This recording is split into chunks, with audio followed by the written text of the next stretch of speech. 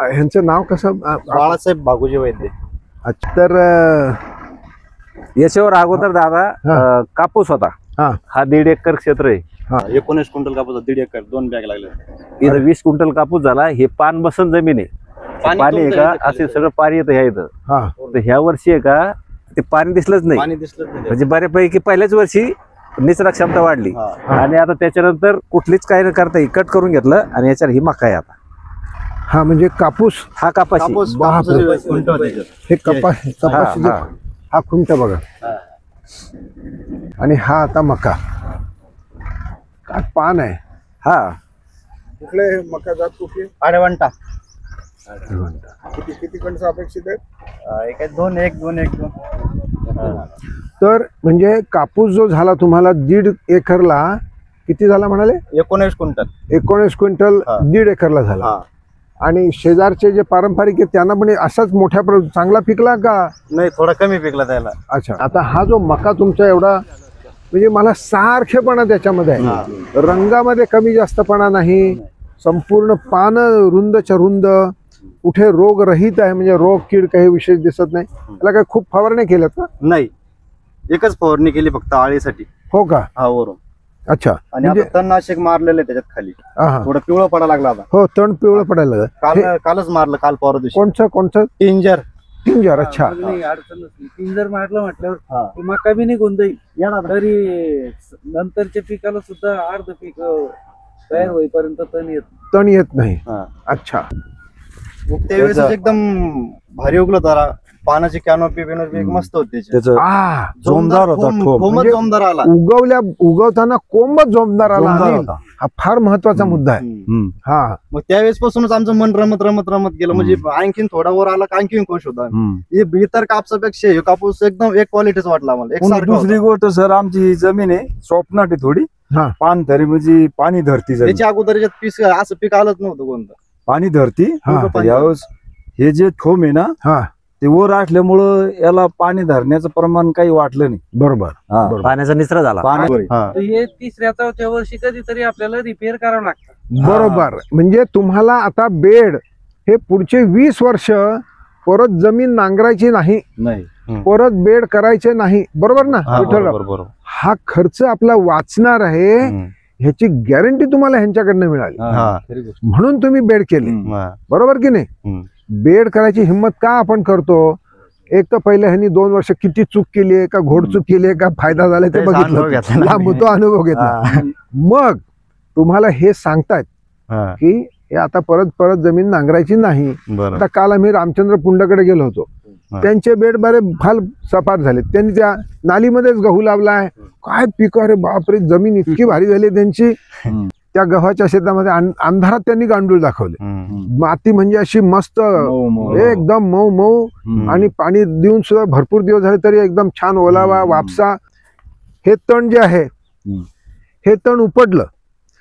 पण ह्या तणाला माती आली नाही. नुसती मुळंच आली. आता हे जर तुम्ही पारंपरिक मध्ये उपडलं तर मुळं त्याची तुटतील अर्धे आणि ते मातीचा गठ्ठाच येतो वर डायरेक्ट. नाही, गठ्ठा जर आला तर मग तर ते झाड फार गठ्ठा खाली पड. तर त्यांच्या मातीला माती आली गोळा आणि ती अशा हलवली तर सगळी माती पडून गेली आणि मुळं तशीच्या तशीच राहिली. ह्याला आता माती तुमची आणखीन 1-2 वर्षांनी ह्याला माती चिकटून येईल. मातीचा गठ्ठा असा चिकटून यायला पाहिजे आणि हलवल्यावर तो पूर्ण मोकळा झाला. तेव्हा तुमची माती ही चांगली झाली.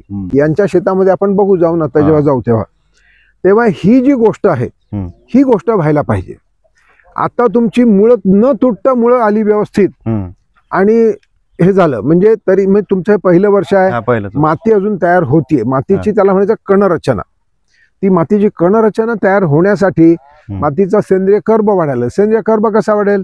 किंवा सूक्ष्म जंतू वाढतील, गांडूळ येतील, हे सगळं होईल. त्यावेळेला तुमचे ते मातीची कणरचना होईल. तुमचं पीक पण तुम्ही सांगितल्याप्रमाणे तुम्ही पहिला कपाशी लावली आणि त्याची उगवण पाहूनच तुम्ही दिल म्हणजे तुमचं मन भरलं. बरोबर, मन रुसलं. जेव्हा तुम्ही लावलं ती उगवण पाहिली तेव्हा तुमच्या मनामध्ये जी प्रफुल्ल ती तुम्ही कशी व्यक्त कराल? मग ते एकदमच सांगतो तुम्हाला थोड्या वेळात. कमी कालावधीच्या आता समजा एकरी जास्तीत जास्त 11-10-9 क्विंटलची अपेक्षा आहे आता सध्या झडीत. आम्हाला कमीत कमी 1 एकर मध्ये 15 क्विंटल कपाशी झाली. दुप्पट उत्पन्न तुम्हाला कपाशी झाली. हे झालं नाही, पण ज्या वेळेला मी काय मगाशी विचारलं की तुम्हाला सगळ्यात पहिल्यांदा केव्हा आनंद झाला, किती दिवसात तुम्हाला आनंद झाला, तर तुम्ही म्हणलात की तुमचं बी लावल्याबरोबर उगवण पाहिल्याबरोबर तुम्हाला आनंद मिळायला लागला. खरी गोष्ट समाधान. ते ही तुम्ही जे काय ते म्हणाल तुम्ही पानाची कॅनपी वगैरे काय ते सांगितलं, फार मस्त भारी.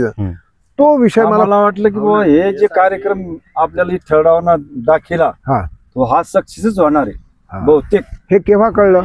1 महिन्यात 1.5 महिन्याच्या बाद उगवण शक्ती झाली त्यावेळेस आपल्याला वाटतं हा गेम सक्सेस होणार आहे. नंतर तो गेम फेलच नाही झाला. मग अशी गोष्ट. तुला कसं वाटतं? म्हणजे साधारण पारंपरिक ह्याच्यात किती दिवसांनी सुरुवात होते? तुमच्याकडे काही फरक जाणवला का? त्यांच्याकडे 6 दिवस लागतात, तुमच्याकडे 5 दिवसात 4 दिवसात दिसले? आमच्याकडे म्हणजे आमच्या शेतात लवकरच दिसलं आम्हाला, 4-5-6 दिवसात दिसलं. आणि त्याच्या शेतात बाकी शेतात मध्ये 10-15 दिवस वेळ लागला बघायला. त्याचं उगतानाच त्याला रोगट होते, त्याच्या किडीचं त्याचं हे होतं. आमच्या काहीच नव्हतं त्यावेळेस पासूनच आम्हाला. आणि त्याच्यापेक्षा वाढ बी आमची चांगलीच होती. वाढ बी चांगली होती, त्याला फुलं बी लवकर लागले, फळं बी लवकर लागले. नाही पण अगोदरचा अनुभव बी होता ना यांच्याकडे. अगोदर पहिल्या वर्षी समजा 1-2 वर्षापूर्वीचा बरोबर त्यांचं पाहत होतो ना आम्ही. म्हणजे 2 वर्षानंतर तुम्हाला हा जो बदल जाणवला तो तुम्हाला भावला काय? तुम्हाला ह्याच्यात कशामुळे तुम्ही हा बदल स्वीकारला? म्हणजे ह्यांचं पाहिलं 2 वर्ष यशस्वी आहेत हे पाहिल्यानंतर तुम्हाला त्याच्यात विशेष काय म्हणजे जाणवलं की तुम्ही विरोध केला नाही ह्याला?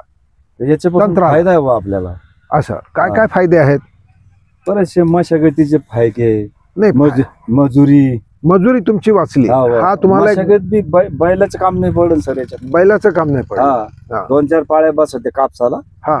4 पाळ्या कमीत कमी स्वतः 5 बसत्या म्हणजे 5 पाळ्याचे बरेचसे पैसे वाचले. 500 रुपये 1 पाळी. 1000 रुपये 500 रुपये एकर. 2 एकर मध्ये 1000 रुपये लागते.